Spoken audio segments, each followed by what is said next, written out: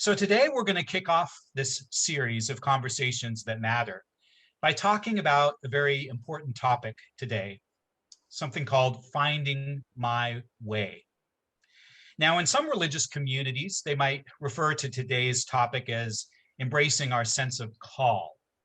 But we're going to talk about it a little bit broader because a lot of us think of the word call way too narrowly.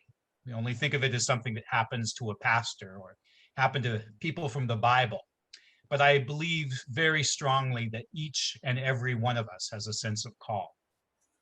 And as we think about what it means to find our way or to be called, as I said just a moment ago, I want us to think of it in broader ways, more in line with the question, where is it that God would have me be? So today, our guest is a powerful part of our community. And I'm going to ask that Andrea introduce herself a little bit. And as she does so, I've asked her to pay special attention to some of the jobs or the positions that she's held in life, both paid and volunteer and in their own family. So with that, Andrea, would you take a moment and introduce yourself to us? Okay, sure. Hello, I'm Andrea Fraser Proventi. I'm a real proud member of Woodland Hills Community Church. Thank you, Craig, Pastor Craig, for having me here today. So that's a kind of an open-ended question. So I'm going to give you the 3-minute version of my background. I was born in Woodland Hills, so my parents brought me to Woodland Hills Community Church. My father was Jewish, so I say that he went to Woodland Hills Community Church for the food. He was kind of a Jew for Jesus. He was raised with a lot of humor. He used to say things like, "Roses are reddish, violets are bluish. If it weren't for Jesus, we'd all be Jewish." That was my father. And there was just love and laughter and food in the house. And I was quickly put into the parochial school system. And this all has meaning for me. And maybe some of you will relate, because while I felt very free in a community that the number one importance there was to feel loved and to follow God, pretty much the way you feel God, and with ethics and stuff. I was put into a system where it was very rigid, and I was told who God was. And so I was 6 feet tall as a kid, and I was not good at sports. So I quickly went the route of academics. I only got into the school because busing was happening, and I had, I guess, a super high IQ at the time. I think that's gone down since with my teenagers. But I got into the school, so I found that if I could just fit in with grades, I'd be okay. And that began my lifelong pursuit of fitting in rather than belonging. When you fit in, you do what it takes to be part of the crowd, right? If I do X, I'll get Y. If I do 1, I'll get 2. It's very Pavlovian dog. And you get the ring, ring, ring of the bell, right? But I never felt like I belonged. And belonging is when you fit into a group of people because their ethics line up with yours. And even if you're not perfect and you don't fit in with them exactly, they love you for who you are. It's not black or white. It's more of a rainbow approach. As Pastor Craig has taught me, I try not to use the word gray anymore. I just try to use the word fluid, more open. But I felt safe in that zone of external reward. Of course, as a kid, I'm not at 8 going, I'm going to get an A+ on my math test for the extrinsic rewards. Of course, I'm not going to do that, right? So I started to build up my self-esteem based on if I did enough and I hustled enough, I'd be good enough. And that worked for a long time until it didn't work. So now I'm going to fast forward to my career. I just wanted you to see where the roots came from, which of course I couldn't see until later when I got sober. And I will share that with you too. I'm a pretty open book about that. So I went to college. I went to UC San Diego. I won Playwright of the Year. I thought, I'm going to be a television writer, because I remember as a kid watching Different Strokes and Facts of Life. And besides just wanting to live in a boarding house and have Mrs. Garrett tell me how amazing I was no matter what I did, I subconsciously took this idea, 2 things. One, that I could make a lot of money writing. And if I went back to my high school reunion, I was going to make it. There was that, but also the idea that there was a laugh track. Even the stuff that was hard was funny. And at the end, it all wrapped up. it just all wrapped up. It was good. And everybody applauded you for acting like a jerk, but you figured it out in the end. Go. I mean, it sounds ridiculous when I say that, but that is the model that I pushed through with my whole life. So I decided I was going to write for TV, and I was very focused, and I spent my days networking after school.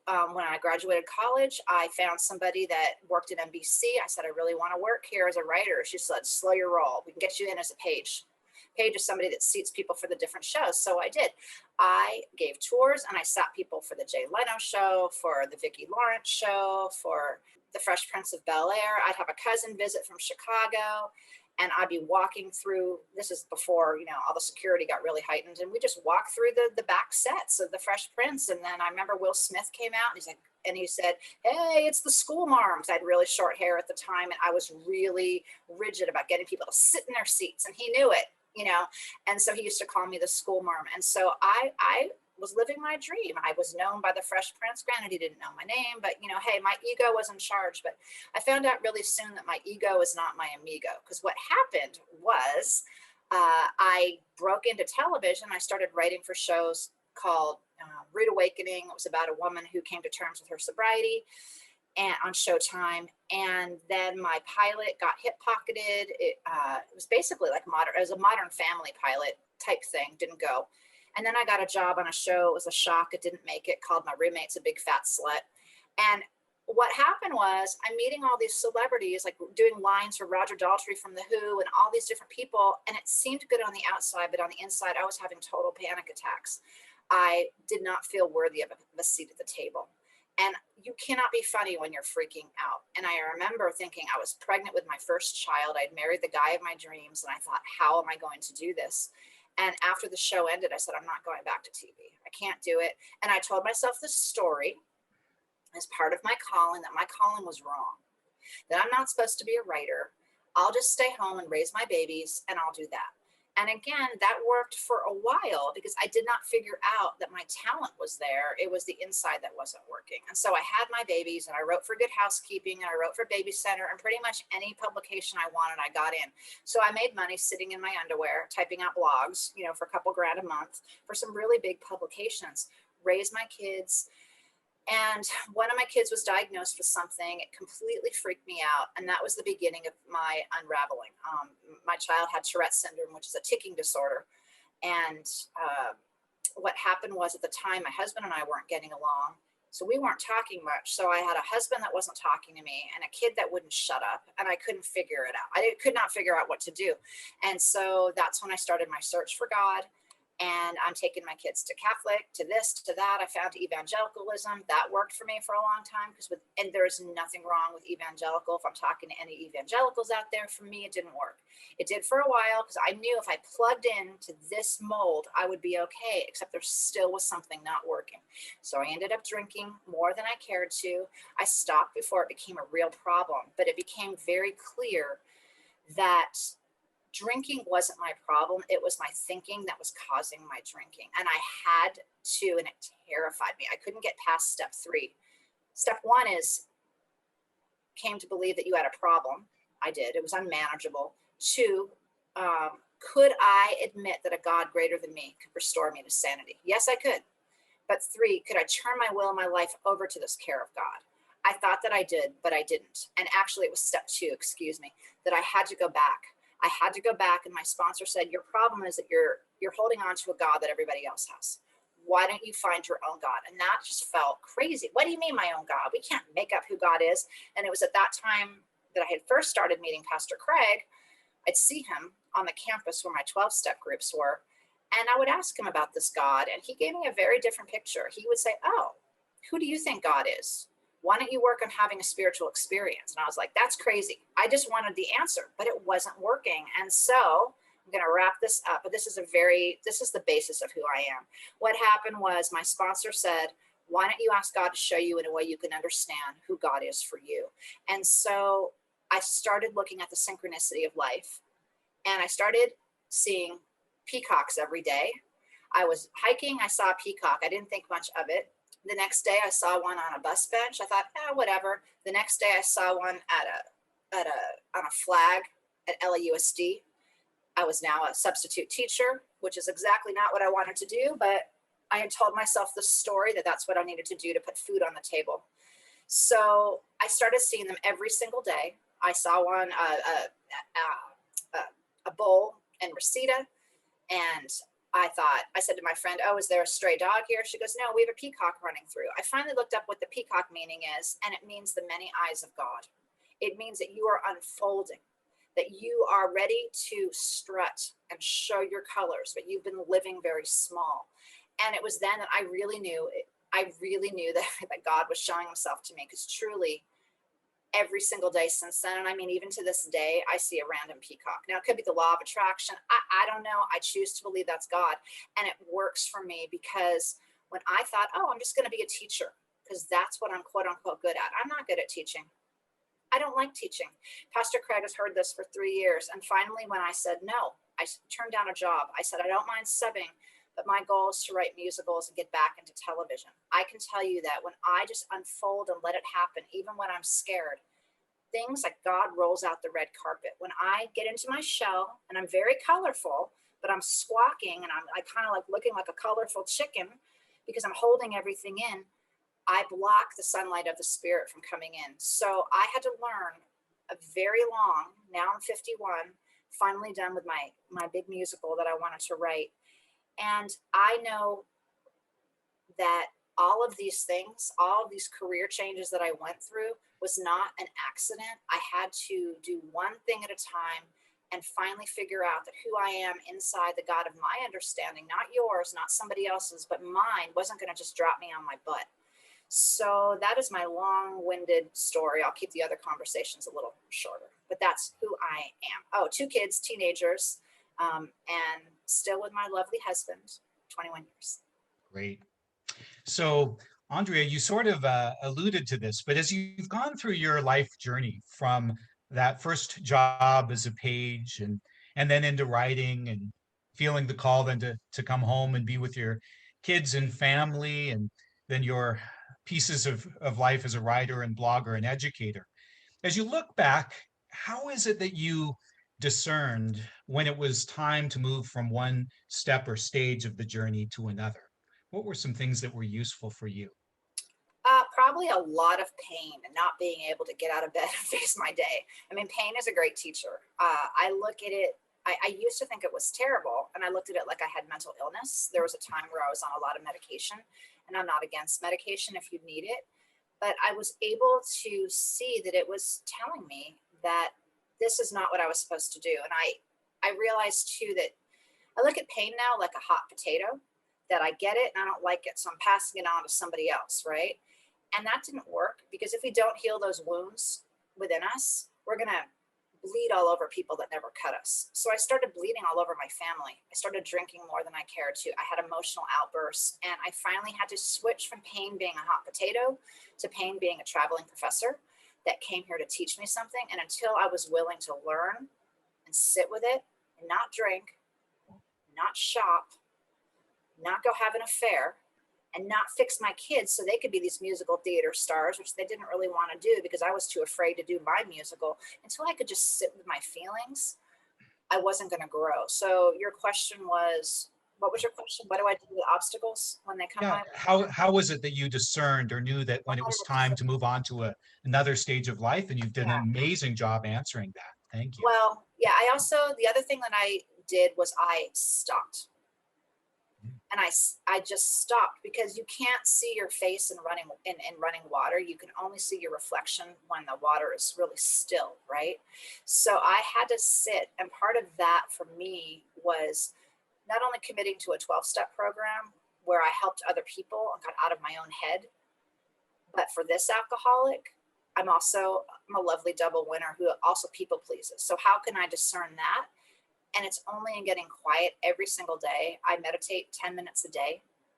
I journal every day, no matter what, for about 10 minutes in the morning. And I read a couple devotionals that are meaningful to me. It takes about 45 minutes a day.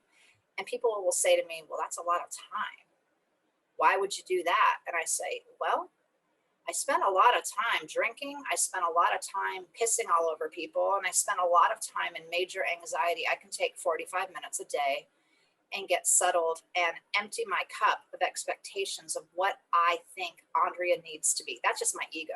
So when I completely empty it and in the morning, I say, here's my cup, God, in the silence, I can discern what God would have me do. And the cool thing is, if I'm willing to get quiet and take my hands off the wheel, he doesn't just fill it up. It's like a fire hose. It's just like an unending, it's like this alcoholic, it's the more diseases, alcoholism, more, more, more. It's like the all you can eat hometown buffet. That's how I think of God. It's like the hometown buffet. I can have whatever I want as long as God's the waiter. So let me move to the next question for you. So for so many of us around the globe, the experience during COVID-19 and the lockdown, being at home with ourselves and our loved ones, really turned our world upside down, especially when it comes to what it is that we're called to do in the world. For some people, their entire field or industry disappeared. For others, new opportunities came along, and still for others, they looked in the mirror and realized that they had been pretty miserable for a long time. So I'm curious, since you're talking about finding your way and some of the twists and turns in life, how did your experience during COVID-19 impact your journey? Okay. Well, for sure, it was probably the hardest experience of my life in many ways. My family used this opportunity to really tell me what wasn't working for them in terms of my personality. And my ego took a hit. I thought I had gone past that, and it didn't. I hadn't. I really feel that God put like through miracle growth on my character defects, and that it took over the whole house. So I was really upset. I was like that butterfly on the pin that whose wings were flapping. But over time, I started listening. And again, because of my prayer and meditation and going to people like, Pastor Craig, I have a sponsor that I work with, I was able to see that life and COVID wasn't happening to me. Instead of saying, why is this happening to me? I started asking, what is this here to teach me? And when I started asking that and then sitting in silence, God showed me. In terms of my call and my purpose, I mentioned I had this musical. I've been working on it for 4 years, and I made a commitment that I was going to work on it for 45 minutes a day, no matter what. I was substitute teaching long term from the house, and it was great because it became a blessing for me. Instead of looking at it like I'm a loser sub, I'm 50 years old, substitute teaching for a low income middle school, I got to look at it like, how lucky are you to sit at home and get paid to do this? When my kids would tell me, you were kind of a hot mess when we were little, I could choose to go, how rude, that is so disrespectful, or I could choose to let God forgive me for any shame that I had, because I was kind of a hot mess. I also had some amazing qualities, and say, you know what, guys, you're so right. I wish that I could have been different. I'm going to spend every day now trying to be the mother that you need. And that was from sitting in meditation. And it was not easy. There have been days I would call Craig on occasion and cry. I don't like crying in front of people, but it was hard. But I learned that I could be upset and grieve. There's a difference between grieving and feeling sorry for yourself. I could grieve who I thought I was, let God in to fill those, heal those wounds and move on. And it's specifically for my journey and my purpose, my call, I'll say, I was offered a full-term teaching job for LA Unified as a special ed teacher. And in my mind, so my name is, they call me Fraser at school, Miss Fraser. The kids call me Miss Frizzle, which is like that wacky, character from the Magic School Bus. And I thought, this is great. I can be a special ed teacher, and I'll wear all my outfits, and everybody will love me, and I'll be helping these children, and I'll have summers off to write. And it sounded really good. And the pay wasn't amazing, but it was, decent. And it sounded so good on paper, except there was one little problem, is whenever I really thought about it, I just felt this clang of the key in the lock in my jail cell saying, you're done.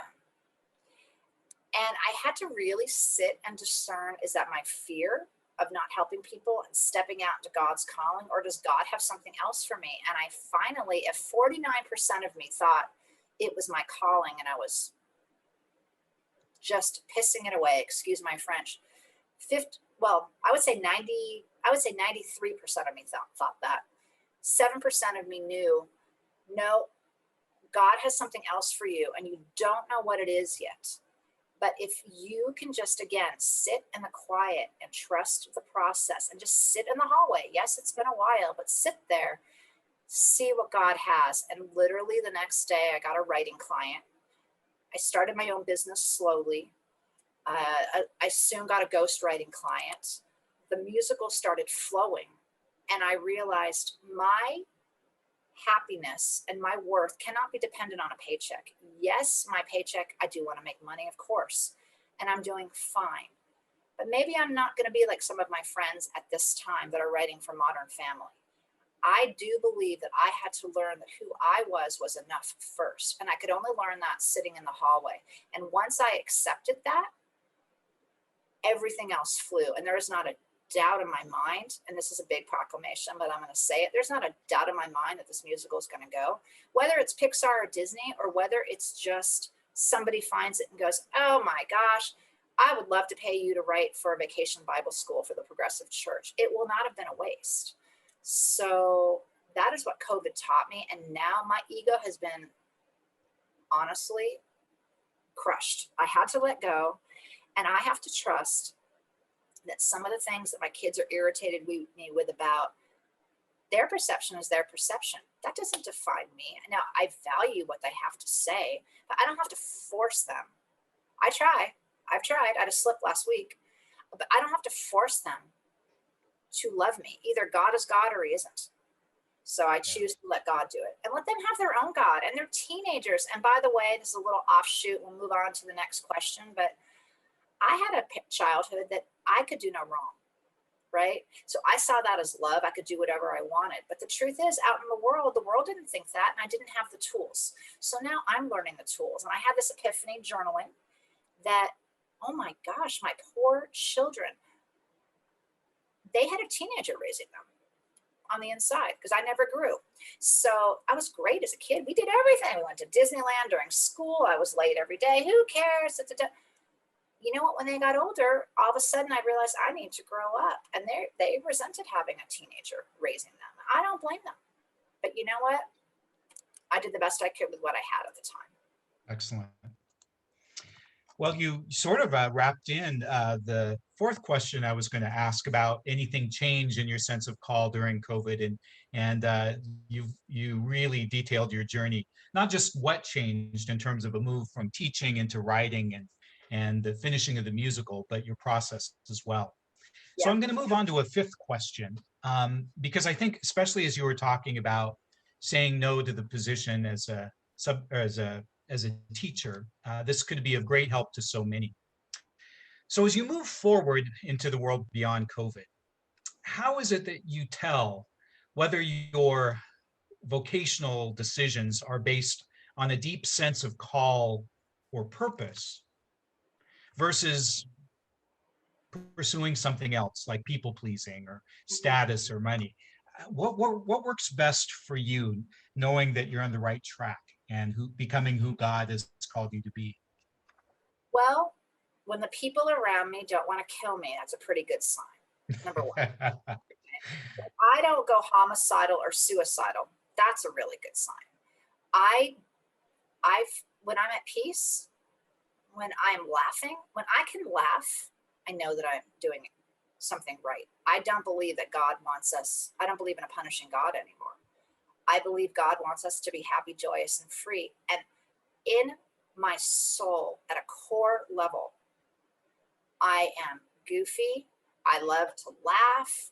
I let things go with the flow. My peacock wings unfold, and I just strut down the street. When I'm like that colorful chicken, not a good sign that that's God's will for me. So that is how I know. I know how I feel in my gut. I can either be like ice, rigid and cold, and everything bounces off of me, or I can be like water and I can go with the flow. When I'm going with the flow, that's God's will. When I'm rigid, it's not. And it's as simple as that, even if it doesn't make sense, even if it makes no sense that I gave up a minimum salary of whatever, $55K to start a job where I had 2 clients. God isn't linear. Maybe I'm making a little bit less right now, so I have to substitute teach. So the combo comes up to my goal amount, and it makes no sense, but it makes sense, might make sense a year from now. I didn't know why I was going to Woodland Hills Community Church as a kid doing all the musical theater while I was stuck at Catholic school. But now I look back and I go, because that's where God had me. That's my love, is this music and this laughter. And it has been the greatest joy of my life to write this musical. And I don't even care if people like it or not. I mean, it's not about that. It's about me. And when you do what you love and you're happy with you, that's how you know you're doing God's calling. If you're doing it for someone else, you're probably doing your ego's calling. And you got to tell that bitch to back off. I love it. Thank you. And such wisdom in each and every one of those answers. One thing I want to really lift up is when it talked about your teachers on your journey and through those twists and turns. You mentioned two things that a lot of folks don't like to utilize. Number one, you talked about pain and how it can be your teacher and corrector in the process. And you talked about the power of silence to create room for God and the holy.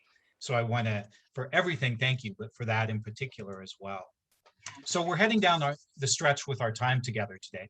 And I just want to kind of give you a chance to talk about anything that you might want to. I know earlier before we came on, you were talking about 8 tips or strategies that have been helpful, or any other things that you'd like to share with our audience today before we close. Sure. So I talked about the whole process of letting things unfold, sitting in silence. I seriously recommend a higher power. I don't know how you can do life without it. Your higher power could be your ceiling fan. It doesn't matter. But the main key is that you agree that it's not you. Because if you can do that, then you have a chance. Because if you are still holding on like this, I'm going to use the word God. You can use whatever. But I'm holding on to my ideas like this. I've got these 2 pens. I've got a pink one and a red one. There can be no other color. And meanwhile, God is throwing at you, a colorful marker. And you're like, but if you let go, you can catch it. So you got to let go. That's just it. You got to let go. I had to decide that I wasn't going to be a victim no matter what. Like, I'm so over victimhood. If I am a victim, then I'm giving other people the power. So instead, I have to look at my part in everything, and absolutely not 99%, 100%. Because even if somebody is holding a gun to my head, I can't say that I'm a victim. That's a bad example. I don't want to use guns with everything going on. Let's just say somebody in my family won't forgive me because of something that I did, okay? Then I don't get to be a victim and go, poor me. I can look at what it was that caused them harm. I can feel compassion for them and ask God in. So I just cannot be a victim no matter what. And there's just a few other things. I'm a big fan of the 4 Agreements. I don't know if you're familiar with that, but it's by Don Miguel Ruiz. It's a little tiny handbook, and he has 4 tips to help us not suffer, because we unconsciously signed agreements when we were kids that were other people's rules, and these are causing us to suffer. So if we can decide we're always going to be 1, impeccable with our word, 2, we're going to not make assumptions, never. 3, we're going to quit taking things personally. And 4, we're going to do our best no matter what. And that's not perfection. That's our best where we're at. Even if I'm sick in bed, but I feel okay enough to write, I can write somebody, an old lady in my family, and wish her a lovely day. And I can be of service at the level that I'm able to. So those are my main tips. But the victim one's a big one. Thank you so much. I couldn't help but chuckle as I was reflecting on your bits of insight today. I was so worried about pulling things together. And then when you talked about letting go, toward the very end, just outside my apartment window, a leaf blower kicked in. And I learned to let go of the angst and the anxiety that came from not being able to control everything. So I think Andre has really given us so much to think about. And the reason we put this first conversation together is we know that many, many, many of us in this COVID time have had our lives and our worlds turned upside down. And so this whole notion of finding our way forward takes on a new importance for all of us. So I am so grateful, Andrea, that you spent this time with us this morning, that you gave us these, not just perspectives, but tools. And we are so, so grateful. Thank you. You're welcome. I want to say one more thing super quick, which Absolutely. is that even with a leaf blower, and I've really come to believe this, everything is happening perfectly. Because if that leaf blower wasn't supposed to be there, it wouldn't be there. So that's where I see God too now. It doesn't have to be this big convoluted thing. Yeah. God is peace and just letting go. That can you control that leaf blower? No. So you just let it go. And see, you're laughing. That's where I see God. Just let it go, whatever. You know, it is what it is. Yes. It doesn't mean that we don't care, but it means that we accept that it is what it is. And if we could change it, we would. But if we can't, we let go. And that's let then God do his, her. We have a lot of his, her, theirs in my family now. And that's okay too. So Yes. that's it.